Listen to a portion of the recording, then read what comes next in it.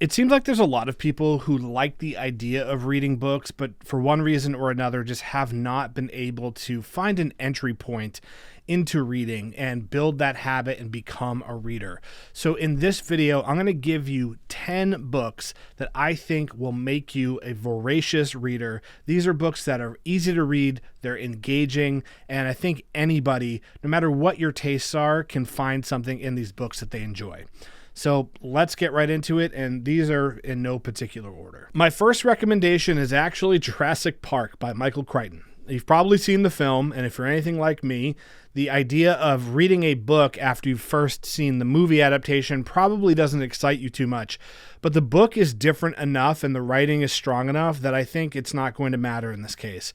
The movie is obviously like a Hollywood summer blockbuster, an action film, and the book is much more like a thriller, maybe even borderline horror to a degree, because we have that kind of supernatural element with the dinosaurs and how they're created. And I would say that even though Michael Crichton kind of gets lumped into some of that pop fiction category, like a Tom Clancy type of thing, just like cheap TV on paper type of books, I would say that his writing is very strong and quite literary. He tackles some pretty important sociological themes in the books. I mean, that's obviously there in the movie as well, but it's more so in the book. And it's an easy read. It's a page turner. I loved it. I'll probably reread it soon. This next book also has a film adaptation, but I haven't seen it. This is In a Lonely Place by Dorothy B. Hughes. It was originally published in the 1950s, and I believe the film came out not too long after that. It stars Humphrey Bogart and is also considered one of the best noir films of all time. This is a noir book, which basically means it's kind of like a dark book about crime and like a detective story, if you will. This is about a former World War II fighter pilot, and he's now out of the military. He's living in the California area, and he's trying to reconnect with some of his old friends, old love interests, and there's also a serial killer on the loose in this area, and so him and his friend, who's a detective, are trying to kind of piece together what's going on. I actually didn't love maybe the first 10 to 15% of it, but it's a short book, so I toughed it out, and by the end I was totally hooked. It's so darkly psychological, and I think Hughes does a great job of kind of like getting into the heads of some of these characters and what their thought processes are.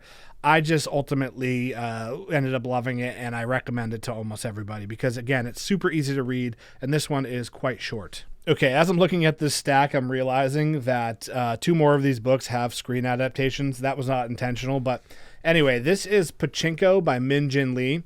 This is a multi-generational family saga about a Korean family living predominantly through the Japanese occupation of Korea.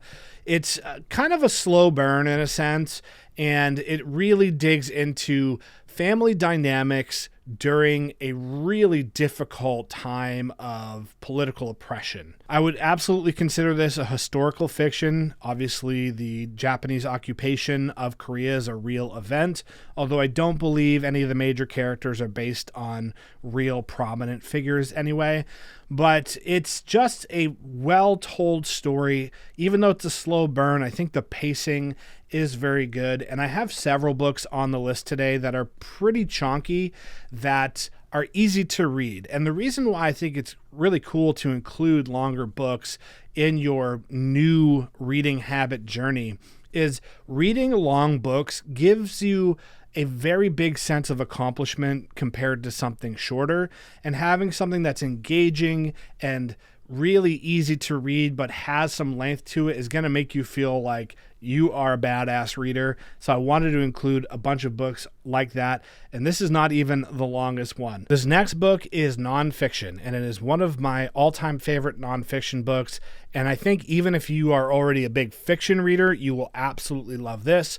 But if you are more interested in nonfiction, this also checks several boxes because it has quite a bit of military history in it as well. And this is Shadow Divers by Robert Kurson. So this is about a group of deep sea divers who more or less just deep sea dive for like hidden treasure, sunken treasure, and they catch wind that there might be a sunken German U-boat off the northeast coast of the U.S. And if this U-boat is actually there under the ocean, that means that not only are they finding a boat that was previously unaccounted for, but this German submarine also came much closer to the U.S.'s landmass than we previously thought the Nazis ever reached. So that alone has a lot of intrigue to it.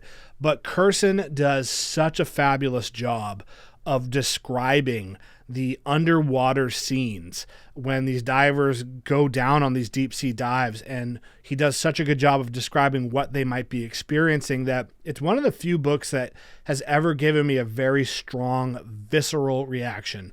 It's made my heart race. It made my palms sweat.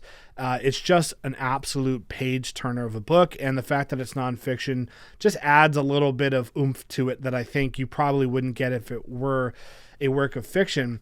With that said, there have been some rebuttals to this book, some pushback about some of the details. I don't want to spoil too much, but there's a pretty tragic situation that happens in this book, and some of the details about that particular event specifically have been called into question. But with that said, I think overall this is a really well-researched, well-done book. And if you aren't super hung up on every little single detail and just kind of acknowledge that even nonfiction doesn't always get it right, or maybe even just bends the truth just a little bit to tell a more cohesive story, I think you'll absolutely love this. Okay, so this next one is the longest book on today's list. And despite it being almost 900 pages, I wanted to include it because reader satisfaction on this book is super high. A lot of people in the reading community rate this as their all-time favorite book, and I thought it was good. I thought it might be a little overrated, but I don't want that to dissuade you from reading it because, again, most people absolutely love this one. And this is Lonesome Dove by Larry McMurtry. This came out in 1985. It won the Pulitzer Prize, right? Yes, it won the Pulitzer Prize that year. And people say this is the best Western novel ever written. It's a masterclass on characters. There are so many interesting, funny, fun, lovable, endearing characters in this book. It's about some former U.S. Marshals in the 1800s who have kind of lost their way because the need for the U.S. Marshals has kind of waned, and they have a small farm/ranch in Texas, and they decide that they want to move to Montana and start a cattle ranch up there. So it's kind of about leaving the past behind, starting on something new, but this is during a time where the Midwest was not very developed in terms of infrastructure and all that stuff. And so going that way could be very dangerous. Took a long time, a lot of pitfalls. They don't have cars. They're all on horseback. They have to herd hundreds and hundreds of cows up that way. So it's just about their journey and the interpersonal relationships. It's a very sad book, a very emotionally gripping book. And even though it is quite long, I promise you it is totally approachable, and you'll get through this in just a couple weeks. This next book is the only work of translated literature on today's list, and I'm a big reader of translated lit, but the reason why I didn't include much of it here is because I think if you haven't been in the habit of reading, jumping in with stuff that's translated can be tough because a lot of times there might be euphemisms or colloquialisms that don't really make sense to you as an English speaker first. Just there's a lot of different types of storytelling that is used throughout the world, and you get a lot of that in translated lit. So if you're just trying to get into the groove of reading, starting with these more experimental or just very foreign feeling stories might not work well for you. I would say none of that is true for this next book, though. This is The Longships by Frans G. Bengtsson and translated by Michael Meyer from Swedish. So this is a book about Vikings. It's basically just a Viking adventure story. Very fun, very fast-paced. And when the author was asked about what his motivation for the book was or what the meaning or message behind the book was, he said, there wasn't one. I just wanted to write a really fun story. And I think he accomplished that. Again, this is a little bit on the chonky side. It's just over 500 pages, but a super easy read. And pretty much everyone that I've recommended this book to has come back and said that they really enjoyed it. The author of this one is David Benioff. And if that name sounds familiar to you, it's because he was one of the writers on the Game of Thrones television show. And even though they completely dropped the ball in the last 2 seasons, this book is excellent. It's City of Thieves, and it's a historical fiction that takes place during World War II in Russia, and it follows the story of 2 Russian soldiers. And if you're not really familiar with what was happening in Russia during World War II, basically Hitler and Stalin had a pact. They were going to buddy up to one another, and Hitler broke that pact and ended up attacking Russia, and Russia was not really prepared for it. And this caused a lot of stress on their infrastructure because now all of a sudden they were fighting a war against one of the world's most powerful militaries, and they were short on food, they were short on supplies, people were going cold, hungry, homeless. And that extended to the soldiers, too. Just because you were in the military doesn't mean you were well fed, well taken care of. And you were being asked to put your life on the line and go out there and push your body to its limit and potentially sacrifice your life. And you might not even have the adequate weaponry to fight, or you've been on days without eating or sleeping. So it was a very difficult time. And the characters in the book are tasked with finding some eggs for their commander's daughter who's getting married so they can make a wedding cake for her. And there's pretty high stakes if they don't come back with the goods. But during this time, finding eggs is very challenging. It's just a very endearing story, well-paced. It's a New York Times bestseller. So if that's something you're into, I guess that's a bonus. But it's just another book that seems to have very high reader satisfaction. These last 3, I would say, are pretty far outside my personal wheelhouse. I like to dip my toes into different genres every once in a while, even though I'm typically reading kind of like more dense literature. But I enjoyed all 3 of these, and they're very popular. This is Between Two Fires by Christopher Buehlman. It's another historical fiction. This one takes place during the Black Plague, and it's about a disgraced knight, and he kind of befriends a young girl and a priest, and he's trying to help them navigate their way to safety. It blends historical fiction, horror, and fantasy, I would say.